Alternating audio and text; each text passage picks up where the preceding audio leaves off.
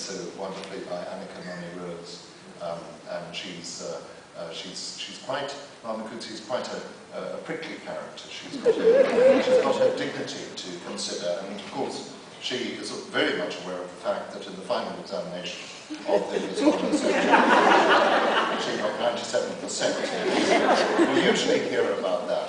Anyway, she has a wedding, and she's married to Mr. Futi Radafuti, or Futi Radafuti to give it its correct pronunciation. The correct pronunciation in Setswana would be Futi Radafuti, but I always think of him as Futi Radafuti. So I think I'm going to call him that. So she's married to Futi Radafuti, and the wedding has taken place, and this is the last page and a half of the book. There were many speeches, mostly by relatives on either side.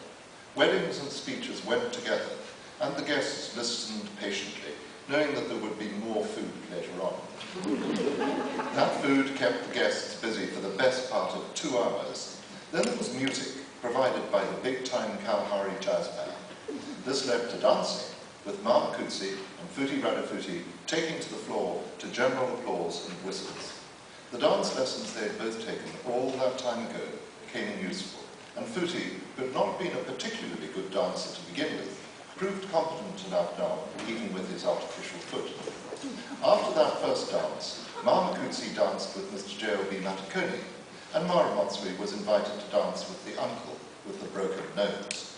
She put on a brave face over this, managing to control her winces as the uncle trod heavily on her toes and pushed her clumsily about the floor of the tent. It was a great relief to her when the band stopped and she was able to make her way back to her chair. Eventually it was time to leave, and Mara Motsui and Mr. J.O.B. Matakoni drove home in the white van, with Mara Motsui at the wheel. It was early evening now, and Mr. J.O.B. Matakoni, who was feeling tired, went off to have his somewhat delayed Saturday afternoon nap. After the feast, there would be no question of dinner, so she had no cooking to do. The children had gone to a friend's house for the night. Mara Motsui was alone. She went out into the garden. The sun had set, but there was still a faint glow in the west, above the Kalahari, enough to provide that half-light that makes everything seem so rounded, so perfect. She stood in her garden and looked about her.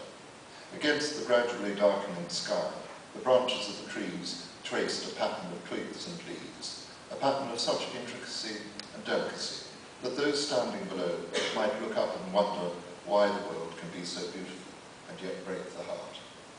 She stood still for a while, thinking about marriage. A wedding was a strange ceremony, she thought, with all those formal words, those solemn vows made by one to another, whereas the real question that should be put to 2 people involved was a very simple one. Are you happy with each other? Are you happy with each other? Was the only question that should be asked, to which they should both reply, preferably in unison, yes.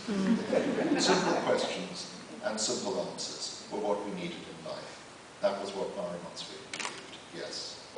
She went back into the house as night had come over the town, the sky suddenly going from deep blue into black, and stars had appeared over Africa.